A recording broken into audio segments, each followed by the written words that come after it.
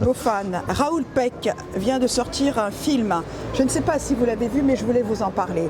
2 + 2 = 5. Pas encore. Raoul Peck plonge dans les derniers mois de la vie de George Orwell, dans son œuvre visionnaire pour explorer les racines des concepts troublants qu'il a révélés au monde par son chef-d'œuvre despotique, le double discours du crime de la pensée, la novolangue, le spectre omniprésent du Big Brother, ces vérités sociétés politiques qui résonnent encore plus puissamment aujourd'hui. Quelle comparaison on peut faire avec votre livre de Raoul Peck? D'abord, la comparaison avec Raoul Peck, c'est que... Est-ce que vous n'aimeriez pas que Raoul Peck devienne un politicien? Je ne sais pas. Je ne crois pas. Raoul Peck fait un travail immense. Oui. Et puis, Raoul Peck, il a grandi à Kinshasa. Ses parents étaient parmi les Haïtiens qui sont venus au Congo former les professeurs congolais.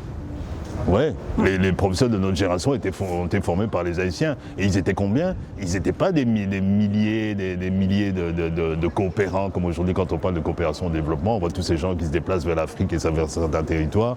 Ils étaient 1000. À 1000. En quelques années, ils ont pu former toute une classe d'enseignants au Congo.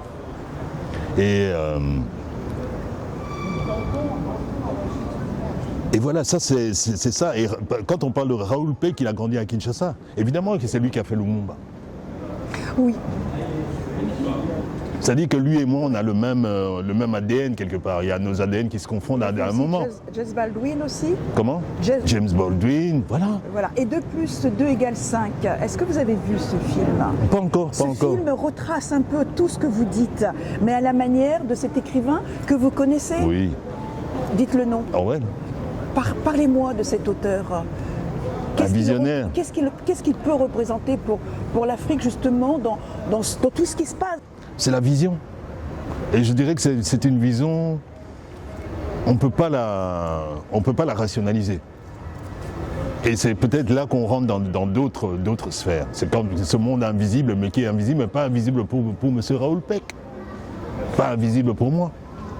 Vous voyez ce que je veux dire? Quand je vous dis Kinshasa, laboratoire du futur, je ne savais pas qu'on aurait le Fonds monétaire international ici en Europe. Mais on l'a, sur certains pays. Et je ne pouvais pas prévoir la guerre en Ukraine. Je ne pouvais pas prévoir tout ça. Qu'on allait envoyer Netanyahou, je ne sais pas qui, au tribunal pénal. Non. Mais il y a c'est justement cette vision de l'invisible. Et Orwell, quelque part, il est là-dedans.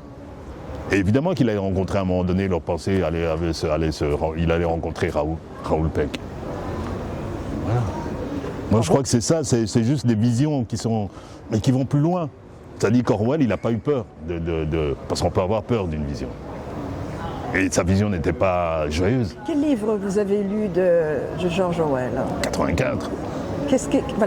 Quel éveil de conscience? Vous avez déjà cette conscience, hein? Oui, mais ça, là, des gens comme ça, je les ai lus quand j'étais petit. Des Aldous Huxley et tout ça, j'ai lu ça, j'étais petit.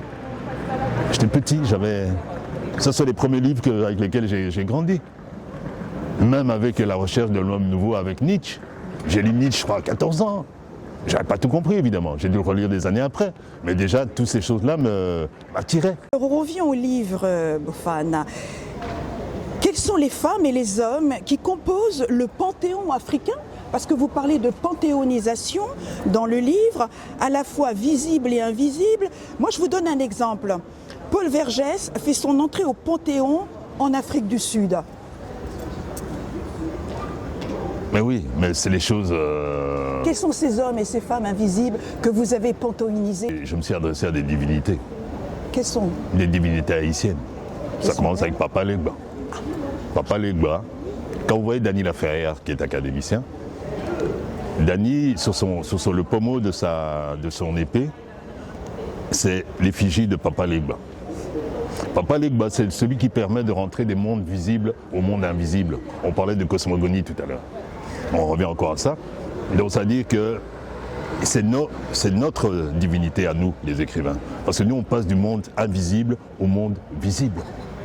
On est toujours dans ces deux mondes. Mais c'est ma cosmogonie africaine qui me permet de penser comme ça. Et d'être dans l'animisme et être attiré par cet animisme. Et donc, Mon panthéon, c'est voilà, c'est ça. C'est C'est ça. et voilà, donc il n'y a pas de frontière. Quand je vous parlais de cosmogonie, ça dit qu'il n'y a pas de frontière entre le monde visible et le monde invisible. Des écrivains que vous avez lus, qui ont fait des actions, qui ont combattu le Congo actuellement, qui ont dit non au pouvoir, qui ont dit oui, qui ont été en prison comme Mandela. Vous voyez, est-ce que c'est ça que je Vous voudrais- avez des Ngungi wa Thiong'o, des gens comme ça par exemple. Un Ngungi wa Thiong'o, au temps d'Arab Moi, je ne sais pas si c'était Arab Moi, mais il me semble. C'est au temps d'Arab Moi, le mec on l'a mis en prison, et, parce qu'il parlait beaucoup. Et il parlait beaucoup, donc on le recherche, on l'arrête, on le met en prison. Mais il y avait 2 cachots pour Ngungi wa Thiong'o. Il y avait 2 cachots. Un cachot pour lui et un cachot pour les livres de Ngungi wa Thiong'o. On a envoyé les militaires dans toute la ville rechercher les bouquins de Ngungi wa Thiong'o pour les mettre dans une cellule dont les livres étaient à la limite plus dangereux que Ngungi wa Thiong'o lui-même. Lui-même était dangereux, mais ses livres étaient encore plus dangereux. Il a fallu une cellule spéciale pour les bouquins de Ngungi wa Thiong'o. Et ça, c'est notre panthéonisation, elle est là. C'est-à-dire que vous ne pouvez pas imaginer l'aura que nous pouvons avoir, nous, en tant qu'écrivains africains, en Afrique même. Vous savez, dernièrement, j'étais à Lagos. Je suis en train de manger avec Alain Mabankou, on est en train de manger, il y a un petit Congolais qui vient chez nous. On est au Nigeria. Un jeune comme bonjour, vieux, est-ce que je peux m'asseoir avec vous? Il s'assied avec nous, on commence à discuter. D'où viens-tu? Ah, je suis Congolais. Ah, tu es Congolais? Tu viens d'où? Je viens du Kivu. Ouais, je connais. Le petit venait du Kivu et il a quitté le Kivu, il a traversé la frontière en Ouganda, Nairobi, Lagos, pour voir qui? Pour voir ses idoles qui étaient Alain Mabankou et moi-même. Il dit, j'ai lu ça quelque part, il y avait 2 écrivains congolais qui sont mes idoles. Je suis venu, il a fait le chemin depuis le Kivu jusque là où on était. Et on lui dit, mais tu fais quoi après ici? Il dit, je retourne au Kivu.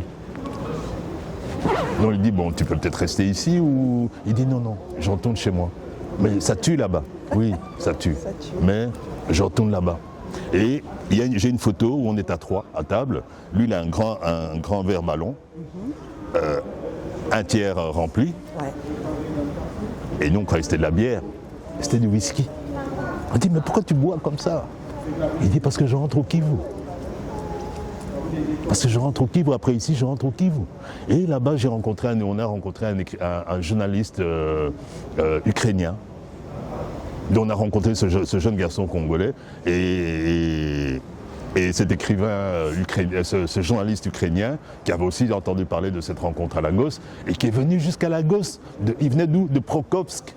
Vous savez, quand il y avait la grande offensive russe à Prokhovsk, il y a quelques mois là, au moment où on disait que Prokhovsk va tomber dans quelques jours, ce gars venait de là-bas parce qu'il est journaliste de guerre. Il est venu jusqu'à Lagos pour se prendre un peu de paix et rencontrer des écrivains pour rentrer à Prokhovsk, comme le jeune Congolais. C'est ça la panthéonisation des écrivains vous demandiez tout à l'heure si on est absolument politique, c'est ça la panthéonisation des écrivains de nos territoires. Je vous ai retrouvé un peu dans ce personnage de Faust, une partie de votre vie s'inscrit aussi, un livre qui peut être à la fois mis au cinéma, traduction au cinéma, mis aussi en forme de théâtre, en forme de slam aussi, et puis même danser, c'est un livre où on danse. Mais il y a quelque part, ce Faust vous ressemble. Ce Faust me ressemble, disons ça, ce serait de son côté, son versant lumineux peut-être. Mais il y a le côté maléfique de Faust. Et le Faust a un problème avec son côté maléfique, qui est l'obsession vis-à-vis des femmes. Mais Faust, c'est le personnage, c'est l'archétype du personnage parce que moi je parle d'esclavage et de libération dans ce livre essentiellement. Voilà. La libération, qu'est-ce que c'est la libération? Quel est le prix qu'il faut payer pour la libération? Et quels sont nos esclavages? Lui, il est esclave de ses passions. Il est esclave de ses passions.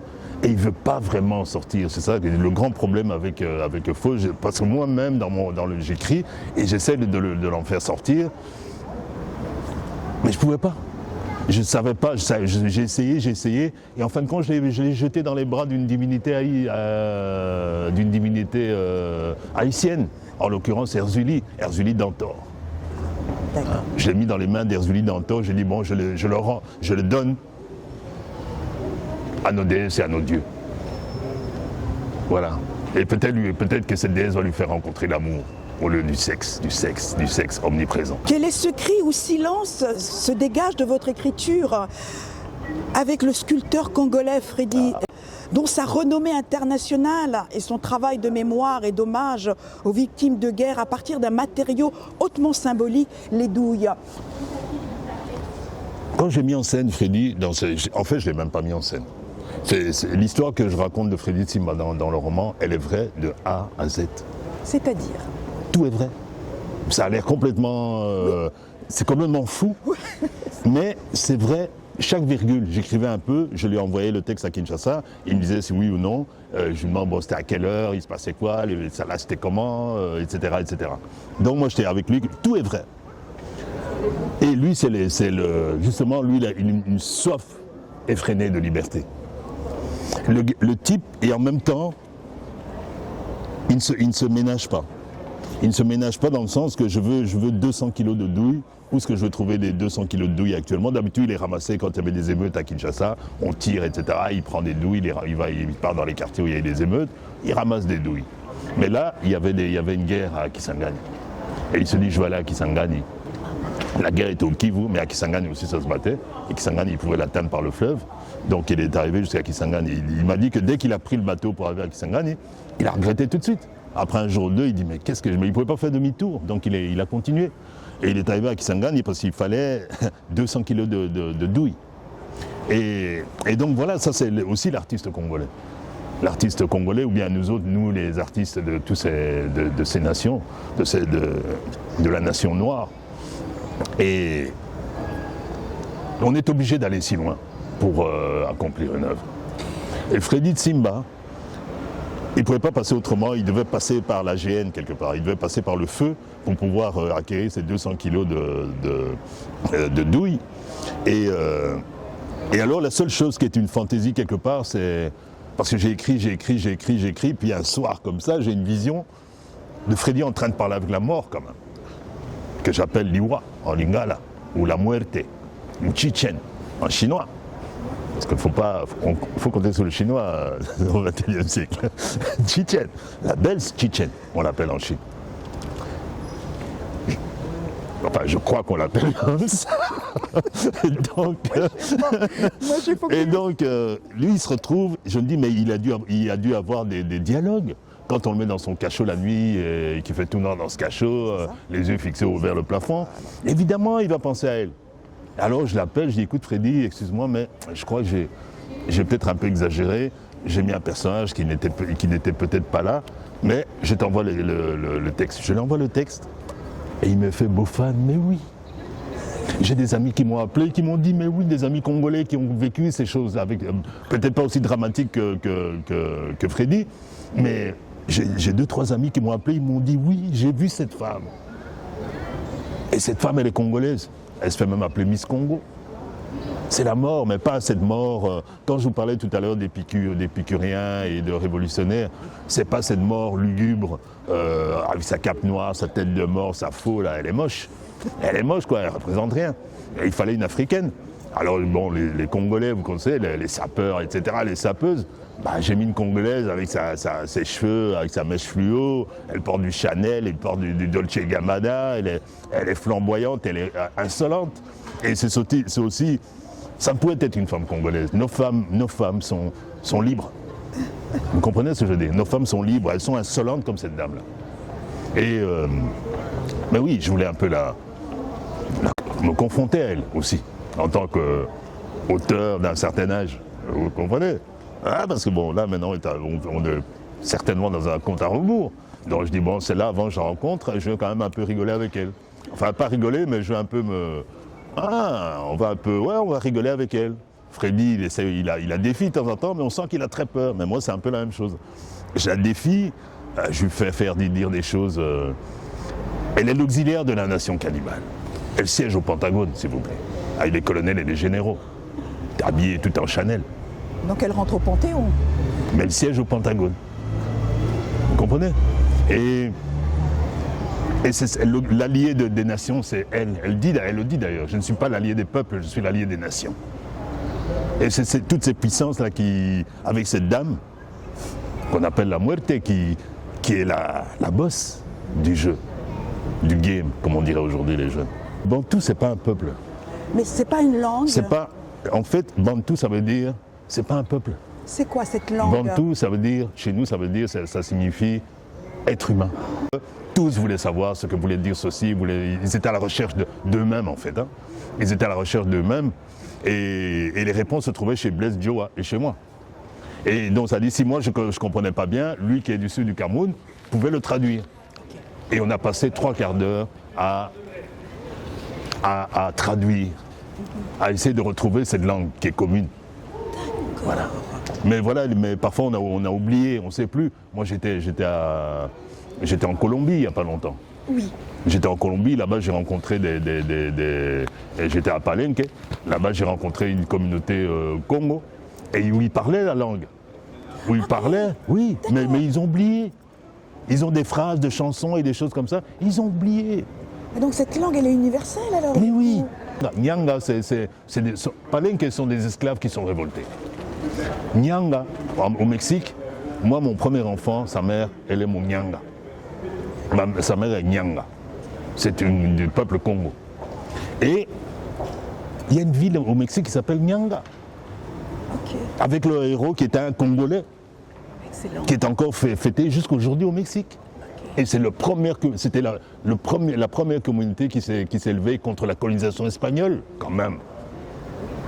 Et ils ont pu créer leur propre nation. Et dans le livre, justement, Nation cannibale, quelle est cette trajectoire de langue par rapport à tout ce qu'on vient de dire? Quelle est cette narration linguistique avec votre écriture? Je parle souvent de la pensée en lingala. Je pense en lingala. Je pense en lingala quand j'écris. Donc ça dit que j'ai des formulations qui vont être autres. Il y aura des proverbes ou des citations qui vont être issues de chez moi. Et voilà, mais quelque part, il y a une universalité dans tout ça. C'est-à-dire que, voilà, quelqu'un si un livre est vendu ici à Paris, avec des personnages de Congolais ou d'Haïtiens, c'est que les gens se sont reconnus quelque part dans ces gens-là. Pourquoi, dans votre écriture, c'est une blessure? Ce sont des fractures mentales, psychologiques, je dirais même des fractures historiques. Comment on peut reconstruire et remettre ces phrases dans la normalité? Comment mondialisée. Mais justement, rappeler. Moi, tout ce que je fais, je ne fais que rappeler. Quand vous parlez de l'influence des Haïtiens en 1960, elle était primordiale. On n'a pas eu des coopérants professeurs qui venaient de France ou qui venaient de Belgique. Non, on a eu des gens qui sont venus d'Haïti pour nous apprendre. Moi, j'habitais dans un bled perdu dans le nord-ouest du Congo, à Guémena. Mais à Guémena, là-bas, mon professeur, même pas le professeur de français ou quoi, mon professeur de gymnastique, s'il vous plaît, était haïtien. C'était le seul professeur, on les a envoyés partout dans le Congo, mais c'est le seul qui se trouvait chez nous. Et c'était un gymnaste, quoi. Donc habillé en gymnaste, t-shirt blanc, espèce de collant de gymnaste blanc, et il nous faisait les exercices. Mais pour nous, vous ne pouvez pas imaginer, je me trouvais dans un bled, j'avais 9 ans. 9 ans, et puis 10 ans, et j'avais 9-10 ans. Mais vous ne pouvez pas imaginer ce que c'était pour nous qui venions d'avoir l'indépendance quelques années avant, 3-4 ans avant, d'avoir des Africains comme nous qui sont aussi éduqués, aussi pas plus éduqués que les Blancs. Pour nous, c'était « Ah bon, nous aussi on peut ça !» Et ça, j'ai appris ça tout petit, grâce aux Haïtiens. Parce que bon, il y avait quand même des universités en Haïti, dès l'indépendance d'Haïti, il y a quand même une des premières choses, ça a quand même été les universités. Il ne faut pas oublier, des universités sérieuses. On a un chemin commun. Et je crois qu'il n'y a que nous autres actuellement, avec la littérature, qui pouvons créer ce genre de phénomène, qu'on puisse se reconnaître les uns les autres. Bien. Sinon, non, parce que pour l'instant, comme vous dites, il y a une espèce de fracture et qui pour moi est intolérable. Totalement intolérable. Je vous dis, pour nous, c'est des enfants qu'on nous a enlevés, quoi. C'est quand même pas rien. C'est pas rien, c'est terrible. L'écriture est une arme tranchante. Vous pensez qu'en écrivant au Bofane, que la politique... La politique, c'est la compromission. Et moi, ma liberté doit être totale. Ma liberté doit être totale, sans parti pris, mais elle doit être totale. Et c'est pour ça que oui, moi-même je me suis déjà posé la question, mais je ne crois pas en la politique. Vous avez reçu le prix des 25 ans du prix des 5 continents de l'Organisation internationale de la francophonie. J'ai toujours dit et je le redis, multi-primé dans vos œuvres. Comment recevez-vous chaque prix? Qu'est-ce qui vous touche émotionnellement? Parce que chaque prix est différent, dans des contextes différents. Moi je crois que c'est la reconnaissance de mes récits qui sont quand même des sujets un peu compliqués. C'est toujours des sujets un peu... Quand je parle de manipulation politique avec une mathématique congolaise, ou quand je parle de la guerre du Congo, avec ces millions de morts et surtout le fil rouge de Congo-INC, le testament de Bismarck, c'est quand même la violence faite aux femmes. Il y a celui-ci. C'est-à-dire que je me dis, évidemment j'aurais des doutes. Je prends beaucoup de temps à écrire. Je prends vraiment beaucoup de temps. Je ne peux pas faire un livre, moi il me faut 3 à 4 ans avant de faire un roman, pour avoir 300 pages.